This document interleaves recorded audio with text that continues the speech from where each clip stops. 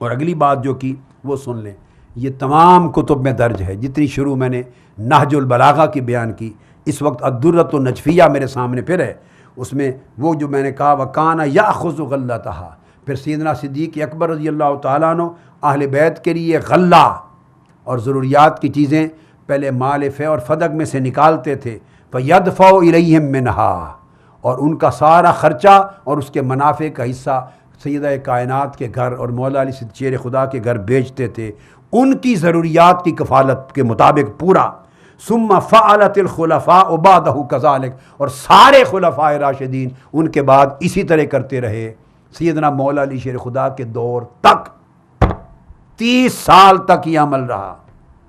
اب مجھے بتائیے، ایک تھوڑی سی بھی عقل شعور اور انسان کے اندر امانت اور دیانت ہو تو یہ بات اس کی سمجھ میں آتی ہے کہ اگر معاذ اللہ کوئی وفات کے وقت تک سمجھے کہ ہمارا حق چھین لیا گیا اور وہ ناراض ہو جائیں اور کلام ترک کر دیں اور جنازے میں شرکت کی اجازت نہ دیں، لا تعلق ہو جائیں، اگر واقعتاً سمجھیں کہ غصب ہوا، ظلم ہوا، جو پہاڑ بنایا گیا ہے، تو آپ کہیے کوئی معمولی سی غیرت رکھنے والا شریف آدمی بھی اگر یہ سچویشن سمجھے کہ حق چھین لیا گیا ہم سے، وہ اس کی آمدنی بھیجے غاصب لوگ، تو کوئی قبول کرے گا؟ عام آدمی بھوک سے بھی مر رہا ہو نا، فاقے سے، وہ ٹھوکر مار کے پھینک دے گا، لے جاؤ، اس تمہاری آمدنی کے پیسوں کی بھی ضرورت نہیں ہے، ہم محتاج نہیں ہیں تمہارے۔ ایک عام غیرت مند آدمی پیسہ قبول نہیں کرتا، ٹھوکر مار دیتا ہے۔ یہاں 30 برس تک سیدہ کائنات 6 ماہ پورا عرصہ جب تک حیات رہی، اور مولا علی شیر خدا حسنین کریمین پورے 30 سال خلافت راشدہ کے۔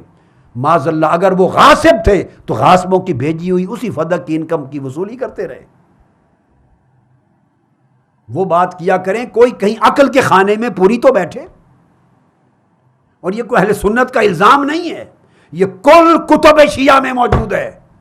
اب یہ بدقسمتی ہے ان کی کہ یہ ملا لوگ اور یہ ذاکر لوگ عوام کو اور بچوں کو بتاتے نہیں ہیں، اگر بتایا ہوتا تو شاید سچویشن تبدیل ہو جاتی۔ انہیں کیا محتاجی تھی؟ وہ تو خدا کی قسم ایک پائی گھر نہ ہو تو شاید جبرائیل ہی ان کے کھانے کے لیے اور ملائکہ ہی کھانے کے لیے آقا کی شہزادی کا گھر ہے پہنچاتے رہیں۔ ارے ملائکہ جن گھر کے دربان ہوں، جو 3 دن روزے بغیر کھانے کے افطار پانی کے گھونٹ سے رکھ لیں، ارے ان کے تقویٰ کا، ان کے زہد کا، ان کے استغنا کا، ان کی بے نیازی کا، ان کی غیرت کا کوئی تصور کر سکتا ہے؟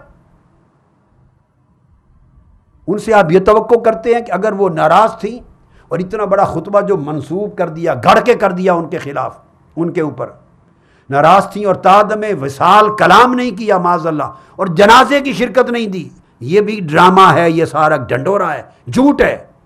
جنازہ سیدہ کائنات کا صدیق اکبر نے پڑھایا، آپ کہتے ہیں شرکت نہیں؟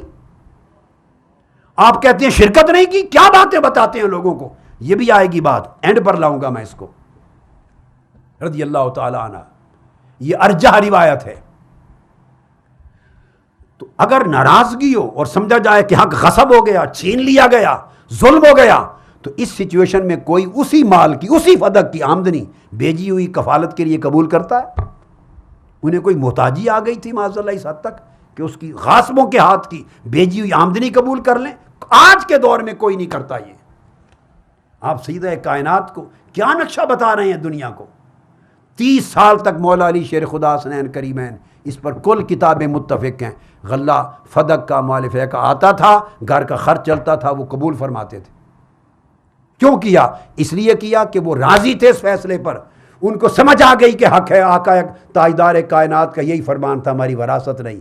ایک لمحے کا اختلاف تھا، اجتہادی رائے میں اختلاف تھا، جب حدیث رسول سنی، ان سے بڑھ کر حضور کی حدیث اور سنت کو ماننے والا اور کون ہو سکتا ہے؟ راضی ہو گئے۔ پھر اگر پھر بھی کوئی رنج تھا بالفرض بشری تقاضے کے تحت، تو صدیق اکبر نے گھر جا کر اللہ کی قسم کھا کر یہ ساری بات بتائی، وہ ملال بھی جاتا رہا، راضی ہو گئی، عہد ہو گیا، عمل ہوتا رہا سارا 30 سال تک۔ اور وہاں وہ 30 سال تک اس فدق کی آمدنی سے گھر کے خرچے چلتے رہے ہیں اہل بیت پاک کے، اور اس کے بعد بھی میں آگے ڈیٹیل میں بتاؤں گا جب اس کا ٹائم آئے گا۔ اور آپ 1400 سال بعد اس فدق کی جنگ بنا رہے ہیں بیٹھ کر۔ اب اس کے بعد آگے یہ ایک اور شرح ہے نہج البلاغہ کی، یہ ریفرنسز پہ ریفرنسز ہے، ایک کتاب کا میں نے کوئی غریب حوالہ نہیں دے دیا، شیعہ کتابوں کے چوٹی کے علماء کے ہر شارح نہج البلاغہ نے لکھا ہے. آپ کس کس شیخ کا انکار کریں گے؟ اور یہ ایسی روایتیں نہیں ہیں کہ لکھ کر پھر رد کر دی اس نے. کسی نے بعد میں نے ابھی درۃ النجفیہ پڑھی، رد نہیں کیا. ابن میثم بحرانی کی عبارت بتائی، رد نہیں کیا انہوں نے کہ یہ باطل روایت ہے، غلط ہے. نہیں. اب میں حاج علی نقی فیض الاسلام کی شرح پڑھ رہا ہوں، نہج البلاغہ کی، جلد دوم ہے نہج البلاغہ کی شرح، اور 326 ہجری یہ نسخہ اس وقت جو میرے سامنے ہے، اس کا سن طباعت ہے، تہران کی چھپی ہوئی ہے شرح نہج البلاغہ، حاج سید علی نقی فیض الاسلام کا فارسی ترجمہ و شرح کے ساتھ. اب عبارت کیا ہے وہ اس میں لکھتے ہیں، پوری بحث سارا واقعہ فدق کا شیعہ نقطہ نظر کے مطابق لکھ کے لا رہے ہیں. یہ میں نہیں چھپا رہا، جو شیعہ نقطہ نظر ہے اس کو لکھ کے لا رہے ہیں. اور اینڈ یہاں آ کر کیا ہے، اینڈ وہ کہتے ہیں خلاصہ یہ ہے، ابو بکر غلہ وسود آن را گرفتہ بقدر کفایت باہل بیت علیہم السلام میداد و خلفائے بعد ازو ہم براں اسلوب رفتار نمودند. کہ حضرت ابو بکر خلاصہ کلام یہ ہے، فدق کا غلہ وسود آنرا اور تمام منافع مال کے وہ سارے بقدر کفایت جتنی ضرورت ہوتی مولا کائنات و سیدہ کائنات کے گھرانے کو اتنا سارا لے کر اہل بیت اطہار کے گھر بھیجتے تھے اور دیتے رہے. اور آپ کے بعد تمام خلفائے راشدین اسی طریقے پر کاربند رہے، اور یہ غلہ اور اس کی تمام ضروریات کی کفالت اس خزانے سے اہل بیت پاک کے ہاں جاتی رہیں خلفائے راشدین کے دور تک. اس کے بعد آگے سیدنا امام محمد باقر علیہ السلام کا قول لا رہا ہوں. آگے آپ دیکھتے آئیے امام محمد باقر، یعنی مسئلہ کیا بنا رکھا ہے آپ لوگوں نے. کل ائمہ کی باتوں کو چھوڑ کر، مولا علی شیر خدا کی تعلیم کو چھوڑ کر، سیدہ کائنات کے آخری فیصلے کو چھوڑ کر آپ نے پھر دوبارہ ایک کیس شروع کر رکھا ہے، مقدمہ بازی شروع کر دی ہے. سیدنا امام محمد باقر علیہ السلام کا ارشاد سنیے، اور یہ ریفرنس جو میں دے رہا ہوں آپ کو امام باقر کا، یہ علامہ ابن ابی الحدید دے رہے ہیں شرح نہج البلاغہ میں. پہلے دیا تھا علامہ ابن میثم البحرانی. اب میں نے آپ کو بتایا تھا دوسری شرح 20 جلدوں میں سب سے دوسرے نمبر کی بڑی شرح نہج البلاغہ کی ابن ابی الحدید اس نے کی. اور میں ان کا تعارف پہلے کر چکا ہوں کہ کوئی یہ نہ کہے کہ یہ کون ہیں. یہ سب سے بڑے مناظر ہیں دور بنو عباس کے آخری دور کے، اور جو وزیر اعظم تھا خلیفہ مستعصم باللہ کا ابن القمی، وزیر اعظم جو شیعہ تھا اس کے مشیر تھے ابن ابو الحدید. اور اس وقت جو سنی شیعہ کے مناظرے ہوتے تھے ان مناظروں میں شیعہ لوگوں کو کل علمی مواد ان کے ذریعے فراہم ہوتا تھا، اور ابن القمی کے یہ ایڈوائزر تھے، چیف ایڈوائزر. اس پائے کا یہ درجہ، اور خود بہت بڑا مناظر. یہ وہ روایت درج کرتے ہیں یحییٰ بن المتوکل سے، ابو عقیل ان کثیر النوا، وہ کہتے ہیں قلت، پوری روایت سند دے کر کہتے ہیں قلت لابی جعفر محمد ابن علی علیہ السلام.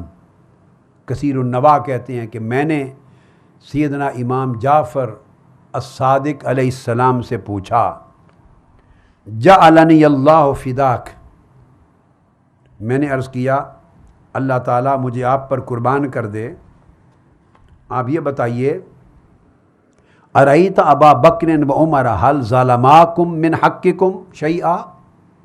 اب امام محمد باقر علیہ السلام سے پوچھا جا رہا ہے کیا آپ کیا سمجھتے ہیں کہ ابو بکر یا عمر نے آپ کے حق میں کوئی ظلم کیا تھا، آپ کے حق میں سے کوئی چھوٹی سی شے بھی غصب کی تھی؟ او قال ذهب من حقکم بشیء، یا آپ کے حق میں سے کوئی تھوڑی سی چیز بھی ایسی تھی جو روک لی تھی، لے گئے، نہیں دیا آپ کو؟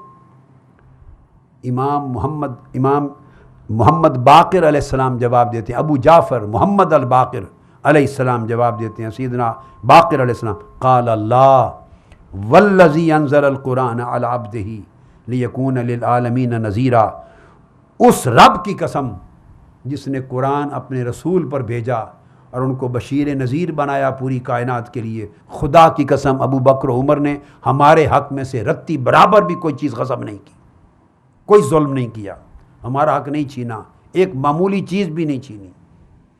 وما ظلمنا من حقنا، اور نہ ہمارے اہل بیت کے حق میں ہم پر کوئی ظلم کیا گیا، ہم پر ظلم نہیں کیا گیا، ایک رتی کے دانے برابر بھی ظلم ہم سے نہیں کیا گیا۔ قل تو جل تو فدا کا افاتولاہما، میں نے عرض کیا میں قربان جاؤں دل و جان سے آپ پر، تو اگر یہ معاملہ ہے تو آپ مجھے کیا تعلیم دیتے ہیں کہ میں پھر ابو بکر اور عمر سے محبت کیا کروں، ابو بکر و عمر سے محبت کیا کروں رضی اللہ تعالیٰ عنہما؟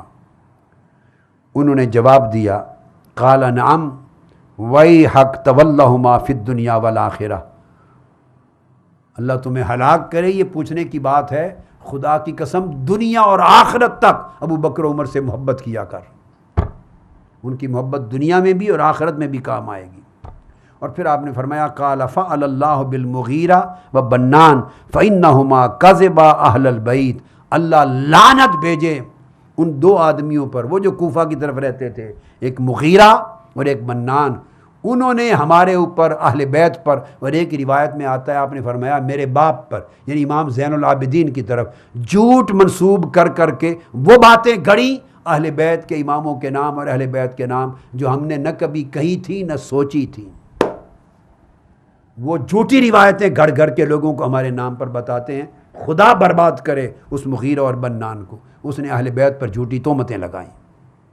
تو محبت کیا کرو، ہم بھی ان سے محبت کرتے ہیں، وفی عنقی، ہماری گردن میں بھی ان کی محبت کا پٹا ہے۔ یہ شرح نہج البلاغہ ابن ابی الحدید، بہت بڑے نامور امام، یعنی وہ تو امام چونکہ نہیں کہتے، ہم یہ لفظ استعمال کرتے ہیں، بڑے علامہ متبحر اصولی شیعہ عقیدہ کے، 656 ہجری میں ان کی ڈیتھ ہوئی، 656، اس کی جلد 4 صفحہ 113، مطبوعہ بیروت، جلد 4 صفحہ 113، مطبوعہ بیروت۔ اب یہ سیدنا امام باقر علیہ السلام کا قول اہل سنت کی کتب میں بھی ہے اور اہل تشیع کی بھی ان بے شمار کتب میں ہے، دونوں پر اجماع ہے۔ تو قول ائمہ اہل بیت کا ہو اور قول مولا علی شیر خدا کا ہو، سیدہ فاطمہ زہرا کے راضی ہونے اور اہل بیت پر ظلم نہ کیے جانے کا قول ائمہ اہل بیت کا ہو، روایتیں اہل سنت کی کتابوں میں بھی ہوں، اہل تشیع کی کتابوں میں بھی ہوں، دونوں کا اتفاق اور اجماع ہو، تو ان کو چھپا دیا جائے اور فتنہ و فساد کی داستانیں ٹی وی پر اور خطابوں میں بیان کی جائیں، کتنا بڑا ظلم ہے اہل بیت پر۔ ان کا کیا نقشہ آپ کھینچ کر دنیا کو بتانا چاہتے ہیں؟